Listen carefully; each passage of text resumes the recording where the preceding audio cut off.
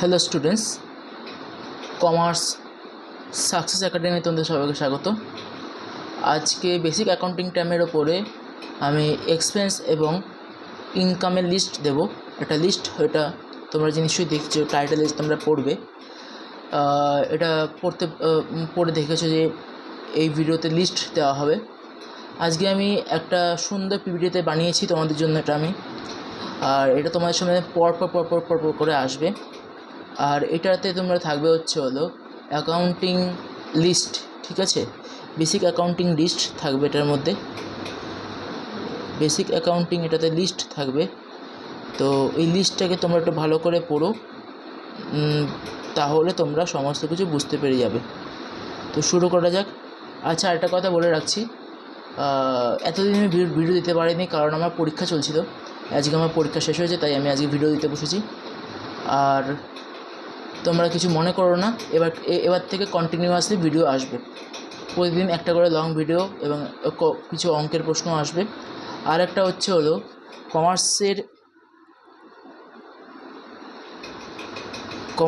কমার্সের অঙ্ক, যেমন ক্লাস 11-এর যে অঙ্কগুলো আছে, ওই অঙ্কগুলো এবার পরপর করে আসবে। তোমরা চিন্তা করো না, ওই অঙ্কগুলো এবার আসবে। এই ভিডিওগুলোর সাথে সাথে ওই অঙ্কগুলো আসবে, ডেবিট ক্রেডিট সম্পর্কে, তারপর সমস্ত কিছু। একটা ভিডিওর মধ্যে সমস্ত কিছু আমি করে দেবো। ওটার মধ্যে এমসিকিউ তোমাদেরকে আমি দিয়ে দেবো। আর একটু ভিডিওটা বড় হলেও তোমরা কিন্তু করে নিও। তো শুরু করা যাক আজকে ভিডিও। দেখো, first list of expenses and losses ডেবিটের উপরে, ডেবিট হবে, ঠিক আছে? দেখো, ফার্স্ট হিসেবে কী থাকে, পারচেজেস অর অ্যাডজাস্টেড পারচেস। তারপর দেখো ওয়েজেস, তারপর হচ্ছে স্যালারিজ, তারপর হচ্ছে রেন্ট অ্যান্ড রেটস, তারপর হচ্ছে ইন্টারেস্ট অন লোন টেকেন, তারপর সানডি এক্সপেন্সেস, তারপর ব্যাড ডেট, তারপর ক্যারেজ আউটওয়ার্ড দুটোই এক্সপেন্স, ওকে? তারপর হলো আমাদের কমিশন আর ডিসকাউন্ট অন বিল, ঠিক আছে? এইটা হচ্ছে তোমার এই 10টা। আরও আছে, আরও দেখাচ্ছি, চলো পরেরটায়। দেখো, ক্যারেজ ইনওয়ার্ড, ক্যারেজ আউটওয়ার্ড, ওটা ছিল carriage outward. Carriage on purchase, carriage on sale, ঠিক আছে? Carriage outward, carriage on sales, carriage on purchase, বুঝতে পারলে? তারপর দেখো ইন্টারেস্ট, তারপর হচ্ছে ডিসকাউন্ট অ্যালাউড, যেটা আমি ডিসকাউন্ট করে সেল থেকে ডিসকাউন্ট করছি, এখান থেকে ডিসকাউন্ট অ্যালাউড আমার এক্সপেন্স।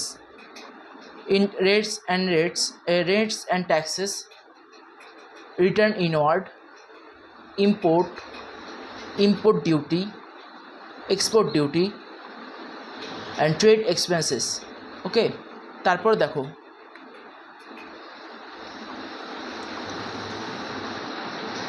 ট্রেড চার্জেস, কোনো চার্জ যেটা ট্রেডে আছে, যেগুলো ব্যবসায় লাগে, সেগুলো এক্সপেন্স ব্যবসায়ের। মিসক্রেনিয়াস এক্সপেন্সেস, অর্থাৎ গুদাম গড়ার ভাড়া। ফ্রেট অন পারচেস, এটা ক্যারেজের মতো বা পরিবহন খরচ। Freight outward, freight on sale. Petty expenses, repair and maintenance. Repair মানে আমি ভাবো কোনো কিছু মানে রিপেয়ার করতে হবে, তো সেক্ষেত্রে রিপেয়ার করে যেটা আমি মেনটেনেন্স করছি, বা মেনটেনেন্স যেটা করছি, আমার যে ভাবো কোনো কম্পিউটারের রিপেয়ার আছে, রিপেয়ারে করে যে টাকাটা পাচ্ছি, ওগুলো, ঠিক আছে? পেটি এক্সপেন্স মানে হলো কোনো ধরনের, যে কোনো ধরনের এক্সপেন্স যেগুলো ক্যাশের দ্বারা যাচ্ছে, ক্যাশের ওপর যাচ্ছে, সেগুলোকে পেটি এক্সপেন্স বলে। তারপর দেখো ইন্টারেস্ট অন ব্যাংক ওভারড্রাফটের উপর ইন্টারেস্ট করলে আমাদের এক্সপেন্স হয়ে যাবে, এটা ব্যাংকের ক্ষেত্রেও এক্সপেন্স, আমাদের না, ঠিক আছে? গ্যাস অ্যান্ড ফিউল, যে কোনো গ্যাস এবং ফিউল থেকে এক্সপেন্স থেকে কিনতে হচ্ছে, এটা আমাদের expense. Travelling expenses, gift and charities. তারপর দেখো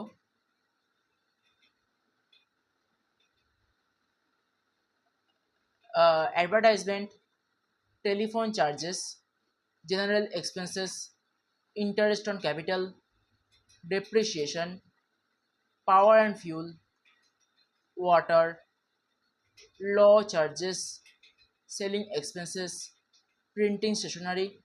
তারপর দেখো lighting and heating. Lighting and হিটিংয়ের মধ্যে মানে হচ্ছে লাইট, লাইট লাইট দিয়ে, ঠিক আছে, সমস্ত কিছু দিয়ে। তারপর ডক চার্জেস, ডক মানে হচ্ছে বন্দর charge, dock dues, dock overdraft, অর্থাৎ ডক ডিউজ মানে আউটস্ট্যান্ডিং, ঠিক আছে, বন্দরে যেগুলো আউটস্ট্যান্ডিং হচ্ছে। Cleaning charges, administrative expenses, compensation paid, insurance, purchase managers commission, sales managers commission, interest on bank loan. এরকমও দিতে পারে যে ডক চার্জেস, ডক চার্জ বা পারচেস ম্যানেজার্স কমিশন এটা কোথায় আসে। এটা এমসিকিউতে দেবে যে এটা এক্সপেন্স না লস। ওকে, আমি ভাবছি যে এটা সবটা শেষ করানোর পরে তোমাদের সাথে আমি পুরো এমসিকিউ শেয়ার করে দেবো, মানে বেসিক অ্যাকাউন্টিং টার্মের ওপরে, মানে সমস্ত কিছু পুরো অ্যাকাউন্টেন্সির ওপরে শেষ করে দেবো। তাই তোমরা ভালো করে এই, আমি এটাকে খুব তাড়াতাড়ি শেষ করব, তো তো তোমরা ভালো করে দেখো, দেখে নিও ভিডিওটাকে, সমস্ত ভিডিওগুলোকে দেখো, ঠিক আছে, ভিউ করো, একটুখানি দেখে বেরিয়ে যেও না, তাহলে কিন্তু কিছু বুঝতে পারবে না। তারপর দেখো motor car expenses, mortgage entries, audit fees, product wages, non-productive wages, fire insurance, railway charges, railway freight অর্থাৎ রেলওয়ে পরিবহনের খরচা, তারপর ডোনেশন, সাবস্ক্রিপশন অর্থাৎ চাঁদা, ঠিক আছে, এটা তোমাদের আছে রিসিভ পেমেন্টের চ্যাপ্টারে। Management expenses. তারপর দেখো publicity, motive power, nothing charges,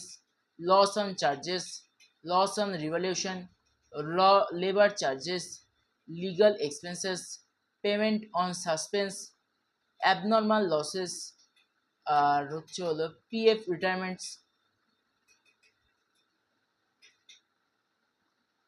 তারপর দেখো 71-এ রয়্যালটি, সেলস অর প্রোডাকশন, তারপর administration overhead, manufacturing expenses, packing materials, chargeable expenses, factory expenses, salary of work manager,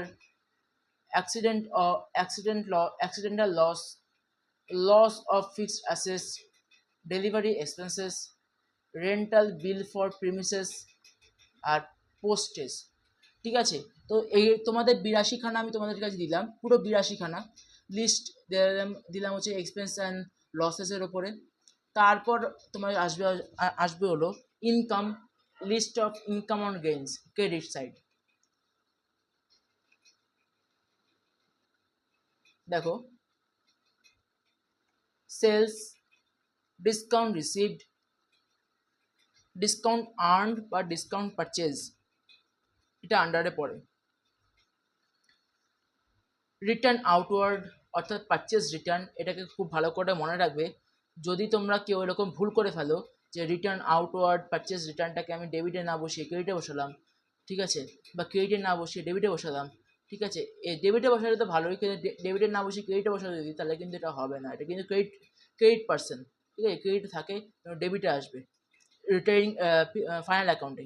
okay, bad debt recovery, interest on investment, interest on loan given, interest received,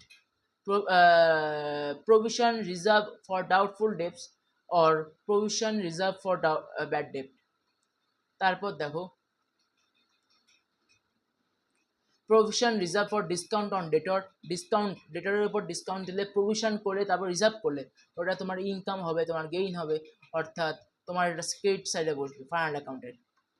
commission received, এটাও তোমার credit side, income তোমার একটা। Sell আর scrap থেকে আমি income করছি, sell করে income করছি, আর scrap বিক্রি করে সেল করছি, ইনকাম করছি। Appreciable,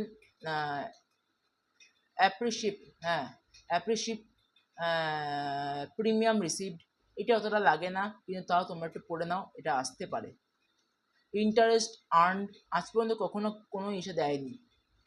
interest earn, interest on GP notes, interest on government bonds, dividend or dividend on shares, মানে শেয়ারের উপর ডিভিডেন্ড লাগলে সেটা হবে হচ্ছে তোমাদের একটা ইনকাম। তারপর দেখো miscellaneous income, interest on deposit, profit in exchange, debenture interest received, interest on sinking fund investment, interest rent for subletting. ঠিক আছে, রেন্ট ফ্রম সাবলেটিং মানে হচ্ছে হলো কোনো একটা বাড়ি তুমি বিক্রি করে, একটা বাড়ি বিক্রি করে তার থেকে তুমি উপরি ইনকাম তোমার যেটা হচ্ছে সাবলেটিং ইনকাম এইটা। ঠিক আছে, বাট তুমি রেন্ট দিয়েছো, এবার তোমার রেন্ট তুমি দিয়েছো, তো রেন্ট থেকে তুমি সাবলেটিং কোনো কিছুটা পাচ্ছ বা তুমি রেন্ট পেয়ে যাচ্ছ, সেটাকে বলা হচ্ছে হলো, বা এটাকে বলে রেন্ট রিসিভড। ওকে, রেন্ট এমনি এক্সপেন্স, কিন্তু রেন্ট যখন রিসিভ করা হবে তখন এটা রেন্ট রিসিভ অর্থাৎ ইনকাম গেইনের মধ্যে চলে যাবে, অর্থাৎ ক্রেডিট সাইডে। তারপর 23 নম্বর আমার লাস্ট চ্যাপ্টার, এটা হলো প্রফিট অন রিভ্যালুয়েশন। ঠিক আছে, যেগুলো প্রফিট হচ্ছে সেগুলো রিভ্যালুয়েশন করার ফলে তোমার একটা ইনকাম হচ্ছে। ঠিক আছে, তো আজকে এত পর্যন্তই। পরের দিন তোমাদের আসবে হচ্ছে profit and loss. Profit and loss নিয়ে একটা কনসেপ্ট আছে, ওই কনসেপ্টটাকে তোমাদেরকে বোঝাবো। তারপর তোমাদের আসবে ডেবিট ক্রেডিট। ঠিক আছে, আজকেই পরের দিন না, আজকেই দুখানা ছেড়ে দেবো আমি। ঠিক আছে, তো পরের দিন আসবে তোমাদের ডেবিট ক্রেডিট। তো তোমরা এটাকে ভালো করে পড়ো, তারপর তোমাদের প্রফিট অ্যান্ড লস আসছে। টাটা।